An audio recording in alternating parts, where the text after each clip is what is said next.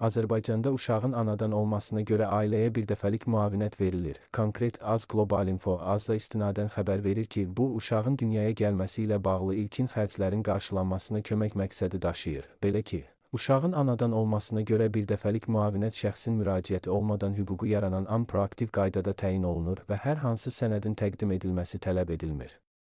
Ödəniş təyin olunduqdan sonra valideynlərdən birinə bu haqda SMS bildiriş göndərilir. Birdəfəlik müavinət uşağın anasına, o olmadıqda və ya digər istisna hallarda atasına verilir. Müavinətin məbləği 500 manatdır. Onun təyin olunması barədə müraciətə qeydə alındığı gündən ən gecə 10 gün müddətində baxılır və müvafiq qərar qəbul edilir.